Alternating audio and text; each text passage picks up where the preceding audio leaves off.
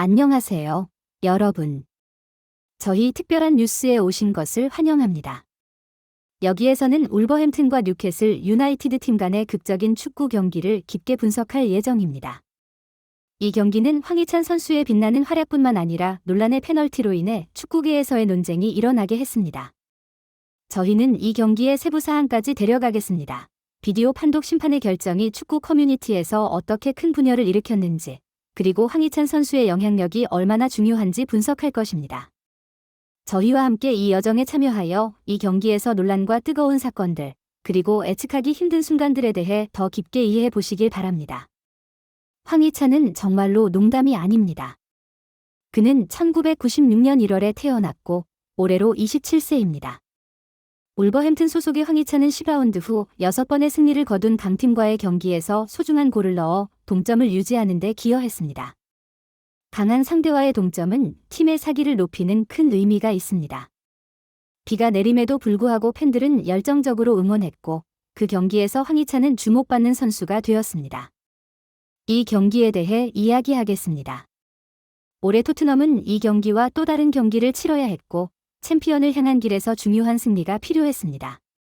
이제 우리는 황희찬의 팀을 그의 팀이라고 부를 수 있습니다. 울버햄튼은 3-4-3 포메이션으로, 뉴캐슬은 4-3-3 포메이션으로 경기했습니다.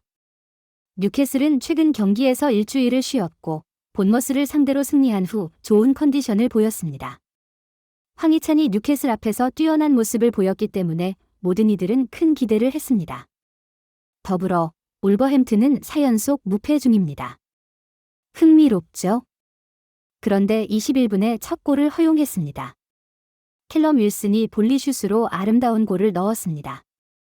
울버햄튼 선수들은 이 결정에 항의하였습니다. 이 경기에서는 전반전만으로도 3골이 나왔는데 아쉽게도 뉴캐슬이 리드한 그 골이 논란의 중심이었습니다. 44분, 수비 상황 후 황희찬은 페널티 박스 안에서 볼 터치가 좋지 않아 뉴캐슬 선수와 충돌했습니다. 주심 테일러는 휘슬을 불었고 VAR 확인 후 페널티 결정이 내려졌습니다. 황희찬은 강한 반응을 보였는데 그의 아쉬움은 물론 주심의 결정에도 항의했습니다. 불행히도 페널티로 인한 골이 나와 1대2로 점수가 변경되었습니다. 후반전에 울버햄튼은 더 좋은 모습을 보였습니다. 전반전에는 뉴캐슬이 공을 더 많이 가졌지만 후반에는 울버햄튼이 확실히 우세했습니다. 후반 시작부터 그들은 직접 프리킥을 하였고 네트워크가 하위팀의 수준이 아님을 느끼게 하는 듯이 뉴캐슬에 계속 압박을 가했습니다. 황희찬도 뉴캐슬에 큰 위협이 되었습니다. 후반 24분, 황희찬은 상대 수비선을 파고들어 긴 패스를 받고 1대1 상황을 만들었지만 반칙을 당해 상대 선수에게 노란 카드가 주어졌습니다. 황희찬 자신이 그 기회를 만들어냈습니다. 그리고 그 페널티 상황 이후 그는 경기의 영웅이 되었습니다. 그의 슈팅은 골키퍼에게 막혔지만 토티가 계속해서 공격하여 황희찬에게 훌륭한 조합과 타이밍으로 페널티 박스 안에 공을 전달하였습니다. 이때 황희찬의 특별한 기술이 나타났고 그는 한중앙 수비수를 속여 슬라이드로 공을 찼습니다. 그의 슈팅은 포르투갈과의 경기에서 그가 넣은 골과 같았습니다. 황희찬은 동점 골을 넣고 눈물겨운 팬들을 향해 달려갔습니다. 비가 내리고 있음에도 불구하고 팬들의 열정적인 응원 소리가 계속 울려 퍼졌습니다.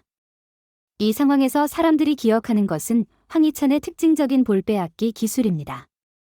그는 챔피언스리그에서 리버풀에 골을 넣어 강렬한 인상을 남기며 버질 반 다이크를 속이는 등 자신의 재능을 증명하며 울버햄튼의 주요 공격수가 되었습니다.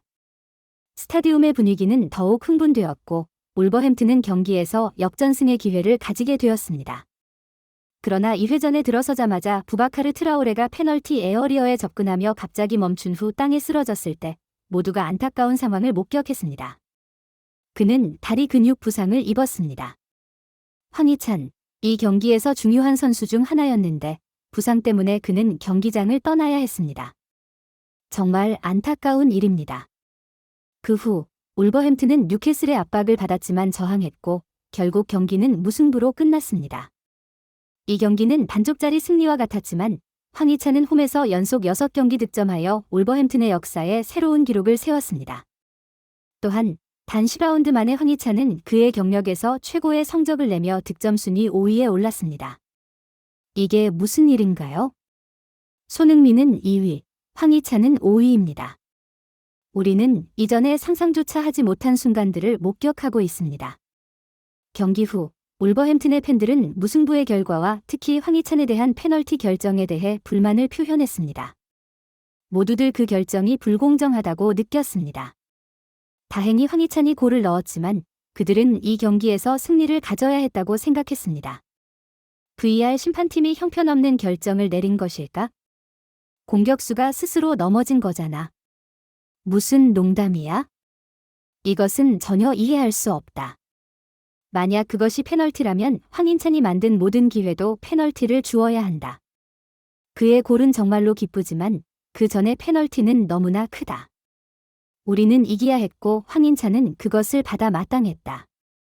울고시오의 승리를 방해한 결국은 심판이었다.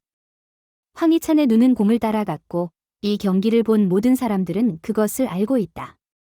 이것은 마치 범죄와 같다. 황희찬이 어떻게 공을 돌려찼는지 보셨나요? 정말로 소름 끼칩니다. 더불어 그는 완벽한 결승골을 넣는 능력도 가지고 있습니다. 그는 바로 EPL의 완벽한 공격수입니다. 이 한국인 예의 골들은 계속될 것입니다. 그는 우리의 희망입니다. 황희찬이 공을 받고 골을 넣는 모습에 모두가 익숙해졌습니다.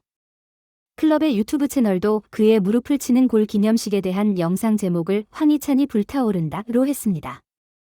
앨런 슈어러도 그것이 페널티가 아니라고 생각하며 경기 후 황희찬은 그것이 페널티가 아니라고 아쉬워하며 표현했습니다.